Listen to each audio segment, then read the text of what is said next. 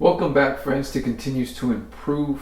This is just a series of videos of things that I'm trying to teach other men, things that I've learned over time.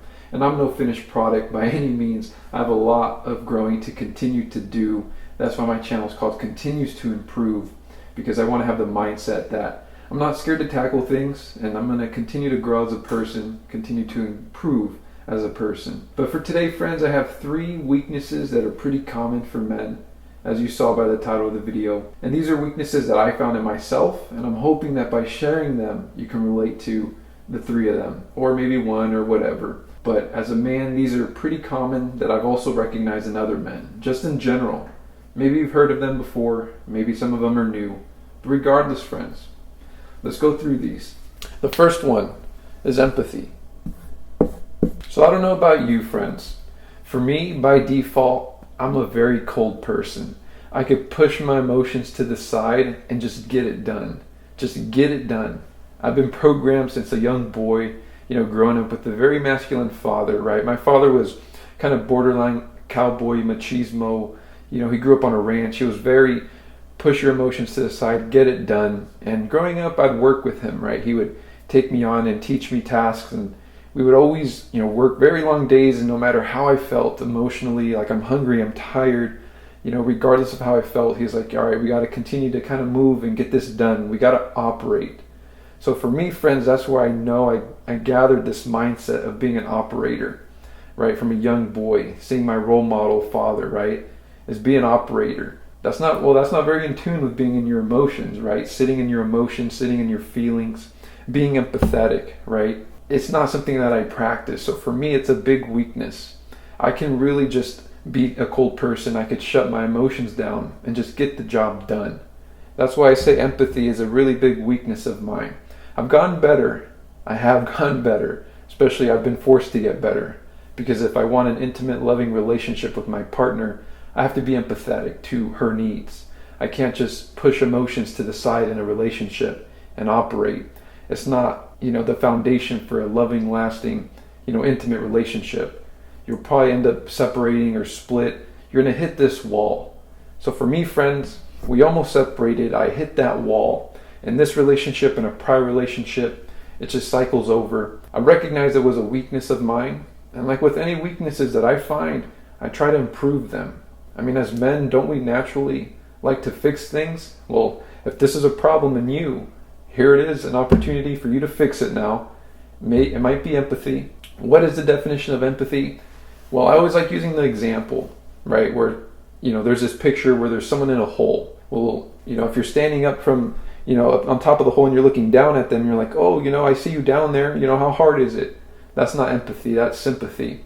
Empathy is going down into the hole, feeling it with them, not necessarily trying to help them, out the hole and fix it, right? Like as us men tend to do, right? We want to fix things.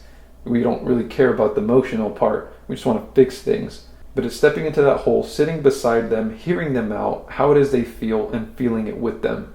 That is empathy. This is something that's a big strength for a loving, intimate relationship, or just any relationship in general, or just navigating through life, right? Being an empathetic person, hearing people out, understanding that there's a feeling and an emotional component to relationships, to life. Just, it's that warm, fuzzy feeling. And I know as guys, we don't want to feel that, right? We want to push that to the side and just operate. Naturally, I'm the same way. I'm the same way, guys. I'm a very cold person. I can be cold as cold and just move. Push it to the side and move, get it done. But you also, if that's what you're able to do, that's great. But you got to be able to flip the switch and also do the opposite. Because I think as men, we got to be able to do anything and everything.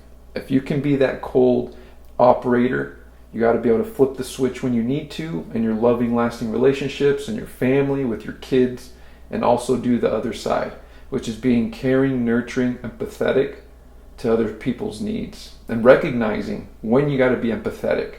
That's also very important. For example, you get home from work, you're like, oh yeah, you just continue about your day, but you recognize maybe your partner, your kids need a little bit more emotional support. You got to be empathetic to their needs.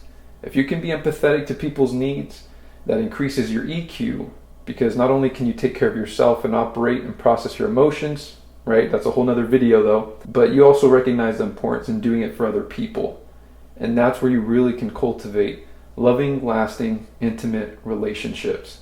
So just recognize that as a man, this may be one of your weaknesses, but like men, we like to fix problems. Well, maybe you found one. Go ahead and try to fix it now. I'm not going to tell you how to fix it in this video. I'm just trying to put light onto the weaknesses that I share and maybe you might share. But I feel like just in general, from moving about life, these are pretty common. I see them in a lot of men that I interact with. I mean, we all struggle together. You're not alone. And for this next one, friends, it is asking for help. So this can come in a bunch of different scenarios, right? It could be literally physically asking for help. It could be emotionally asking for help and support. This is a tough one, right? Because oftentimes we just want to not acknowledge that we have problems because, oftentimes it could be seen as weakness.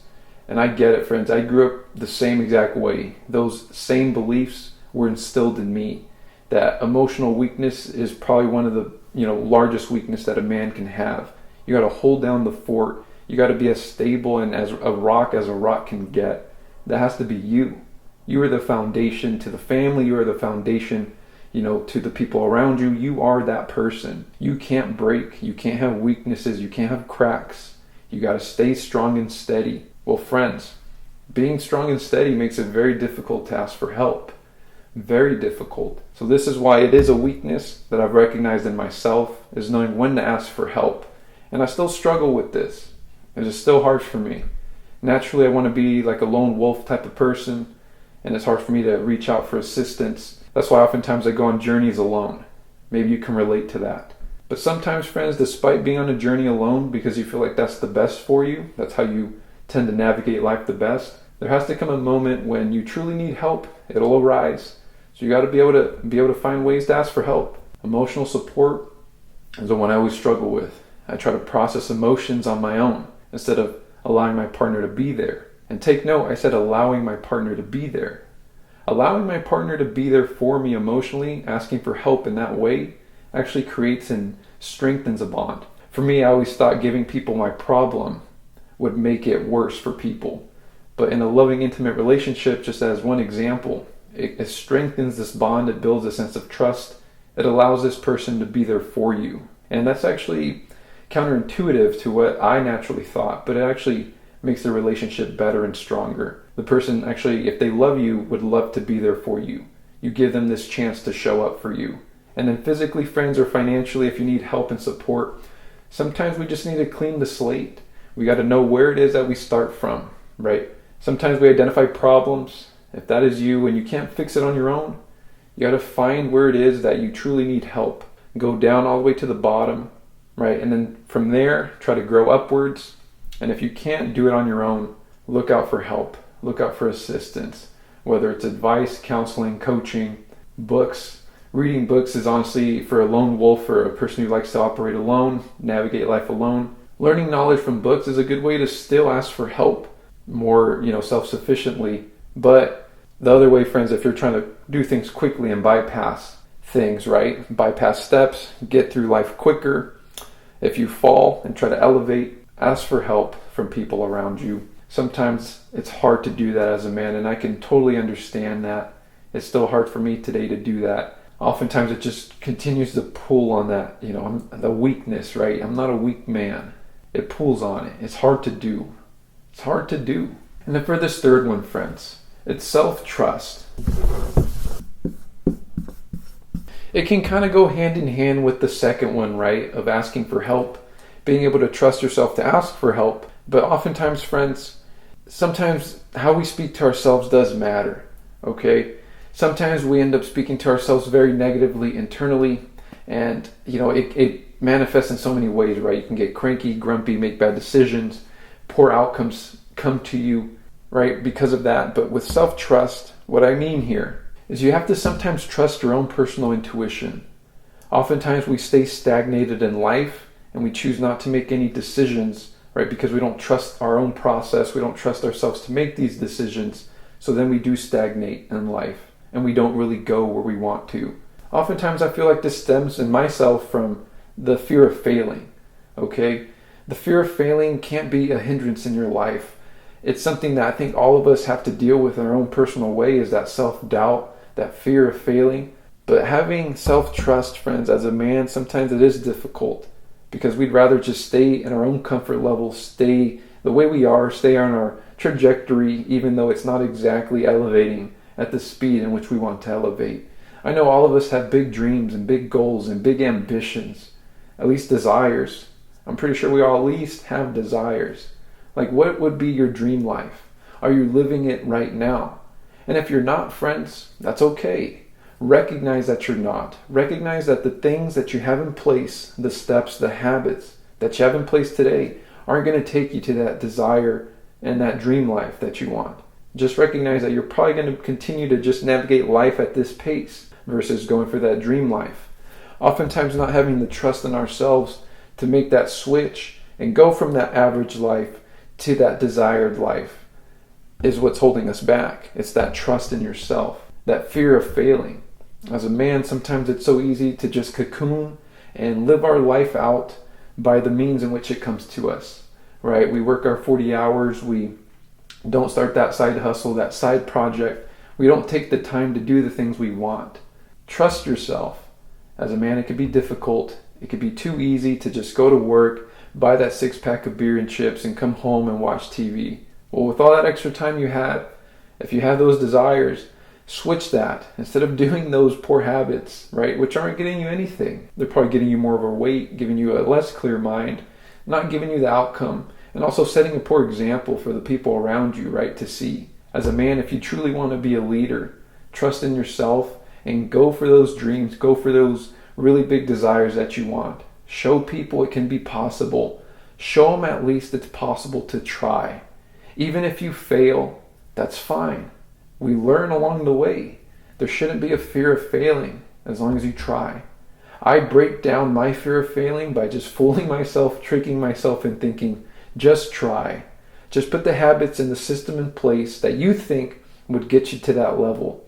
And regardless if you make it to that level, friends, you in that process become a better person anyway. That's why for me, friends, I don't see any downside to being a better person. I don't see a downside to having this mindset to continue to improve. What's the worst thing that can happen if you trust in yourself and you go big? You just accidentally end up being a better person in the process. If you have good habits in place, they're good habits. There can be no downside. So trust yourself, friends.